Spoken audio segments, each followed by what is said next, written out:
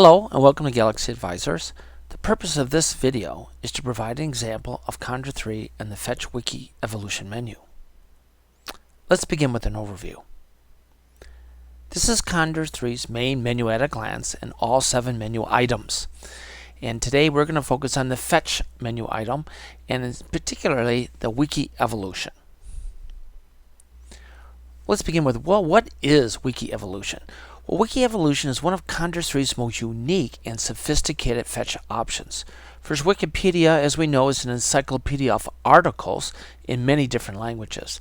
You can always visit Wikipedia at wikipedia.org, and all the URLs that are in this video are located in the Show More beneath the video.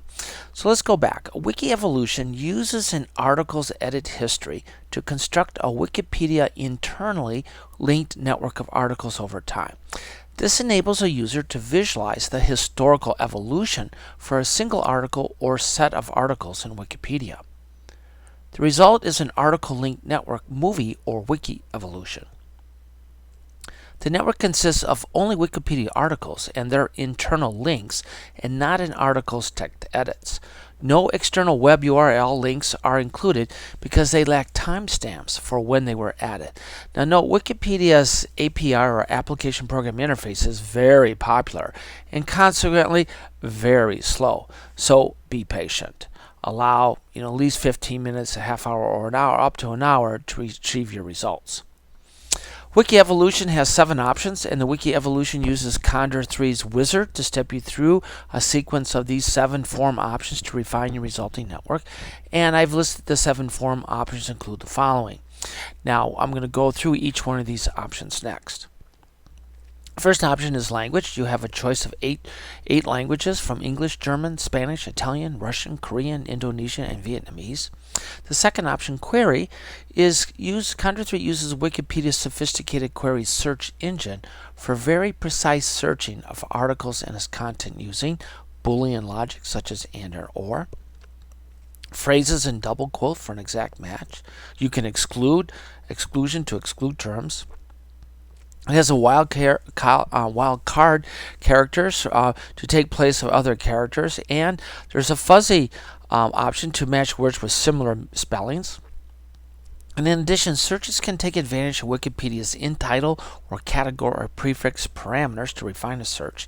And last, Wikipedia default search uses stemming, which can be turned off in some cases with double quotes around the term for an exact match. For more information on searching, see this URL of en.wikipedia.org/wiki/help:/searching. And again, that URL is located in the Show More beneath the video. So very sophisticated query just in that little text box that you can get for precise searching. The third option is article selection. An article picker enables users to add or remove one or more articles for the network construction. So you can kind of preview your results, pick the articles that really focus in on what you're interested in, and do a search on that. Limitations: you can limit the search in a number of 2 ways. There's 2 time frame options to construct the internal link network. Option A is a history by date from X start date to Y end date, or option B, history by last number of revisions with the default set to the last 250 revisions. Note, Wikipedia itself was started in January 2001 and will not have any dates prior to that date. The fifth option is a static dynamic option, and 3 choices are offered: a static only, dynamic only, or static and dynamic. I suggest static and dynamic so you can get to see that animation. There's a 6th option, bidirectional. Then this option is to fetch only bidirectional links for creating a static network. First of all, what is bidirectional? That means given this seed article, there's a link to another article, and then from that article back to the other article. So it goes both ways. And the importantness is to keep that check because if you uncheck it, the non-bidirectional links, the search may take very, very long time, even exceeding 24 hours, because some articles, such as a country, have a very large link network.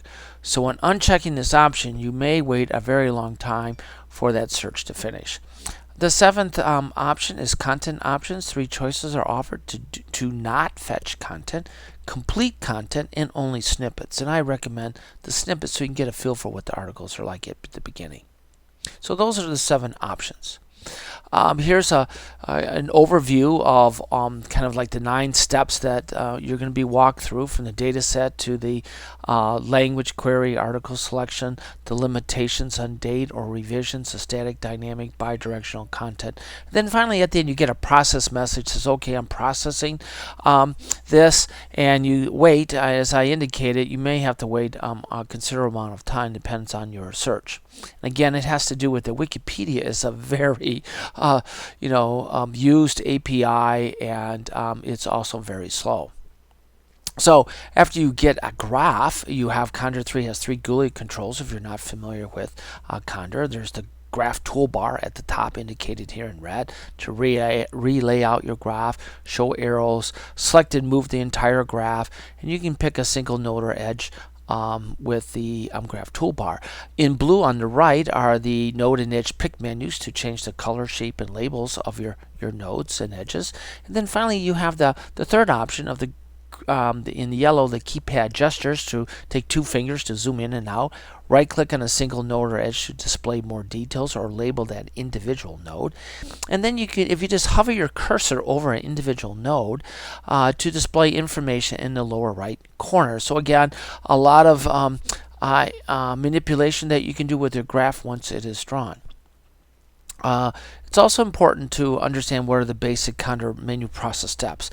Condor does not require anyone to actually program itself. However, it's important to know overall a typical sequence of steps and how to use these 7 menus.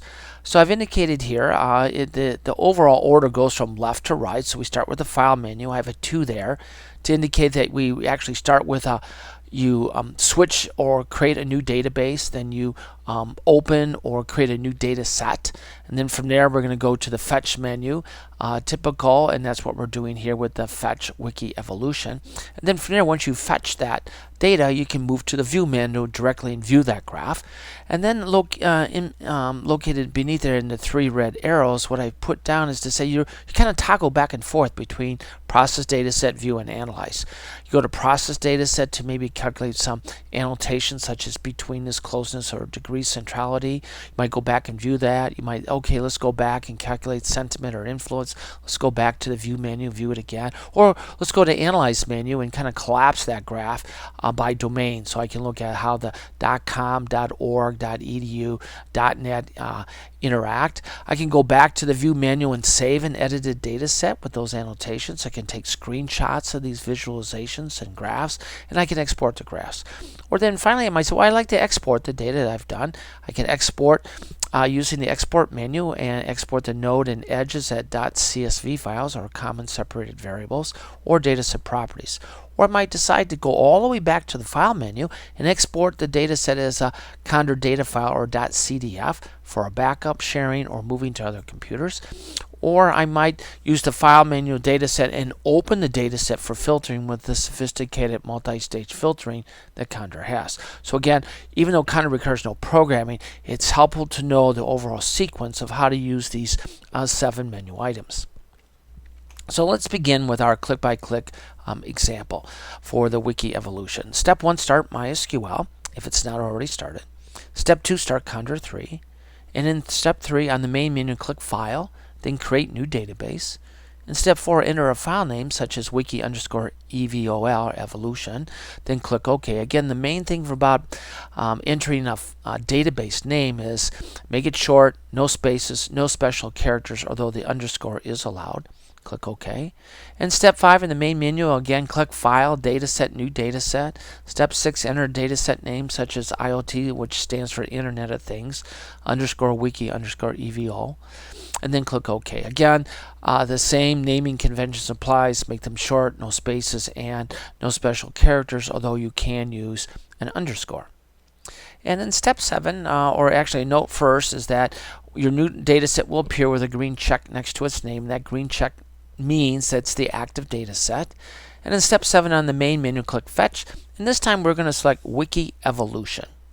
Then step 8, the Wiki Evolution Fetcher will select your new data set and click Next. 9, you have those 8 language selections there of English, German, Spanish, Italian, Russian, Korean, Indonesian, and Vietnamese. And step 10, the query, it might look like, you just have this empty query text box, but it's quite sophisticated.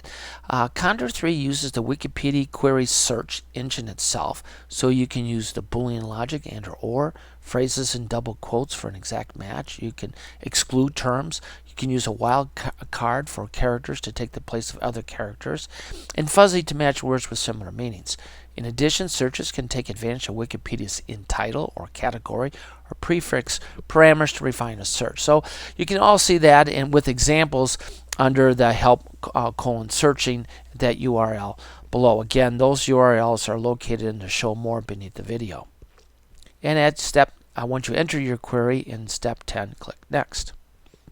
In 11, you're going to be brought back a number of seed article selection. So on the left are a listing of the articles that found a match. Select one, click the add there in the middle, and it moves over to the right side. Like for example, in this example, I selected Internet of Things, clicked add, and it moved to the right. Then I'm going to click next. You can select more than one, but I select the fewer the articles, the faster it goes, and the more precision that you get in the selection. Step 12, you have a couple ways to limit the search or limitations. There is a date limitations from a start and end date or by number of revisions. The more important thing is to remember if you use the date option is that Wikipedia itself was started in January of 2001 and it will not have any dates prior to that date. Once you've made your limitation selection, click next. Step 13, there's the static dynamic option, 3 choices, static fetcher only, dynamic fetcher only, or static and dynamic. And at this point I suggest that you select the static and dynamic so that you can actually see what the entire graph looks like and then animate it with the dynamic view. And click next. Bidirectional, again, bidirectional means from this article to this, there's a link, and then from the target article back to the source article, there is also a link, so it's bidirectional. And we recommend that you check that. And the reason is that if it hits a country, if it's unbidirectional, it could take a very long time, exceeding 24 hours. Because they have a very large link network. So unchecking this option, you may wait a very long time for the search to finish. So recommend check that for your first search, then click next. Step 16, content options, 3 choices. Do not fetch any content. Second, complete content or only snippet, and that's what I recommend that you do for your search. Click the snippet. Then click next. After you do all those option settings, then you get a process message that it's out searching the articles and then finally collecting the data and putting those into the database. And at that point, then you're ready to view your graph. So step 18, after Wiki Evolution Fetch is complete, click View, click Static View. Then a graph is drawn. As this an example, I have the Internet of Things from July 11th to 18. I went back to the process data set and I calculated sentiment. So I went to the node size and I said, change the size by sentiment. I right-clicked on that node in the center for the Internet of Things so I could see that. And I hovered the node over, my cursor over the node Internet of Things, and you can see the details in the lower right corner about its degree, its language is in English, its sentiment, emotionality, complexity scores, and so on. Then I zoomed in. I clicked on to label the nodes with the name, and so I can have a better idea of how these articles are linked. And you can see with that kind of dark, very dense lines, it's a lot of links are going on between these articles. Then I went back up to the View menu and clicked it and said Create a Dynamic View. And so this is actually, you can see the movie slider at the bottom where I can start and actually see the evolution of that article network set. Then I finally decided to go to the Condor Wiki export, and I exported this data set for both the actor and the edge files, so I could see the between the centrality, degree, and sentiment measures here. And gives, looking at it from a spreadsheet, you're able to kind of rank order it, say by betweenness, see what articles have that network value. And then finally, you can see here the edge export CSV contents as well. And with that, again, in summary, although Condor has no programming required, it does helpful to understand those basic menu steps. Again, a summary, use the file twice, the database data set, do some fetching, do the viewing, iterate between view, process, dataset, and analyze, and then decide to export your data if you wish. And with that, this completes our example, first example of the fetch and the wiki evolution. We hope from Galaxy Advisors you enjoy the really kind of unique and sophisticated way of searching Wikipedia and get an evolution of the articles from those timestamped links that are available to articles, and have a better way to assess and analyze your area of interest with Wikipedia.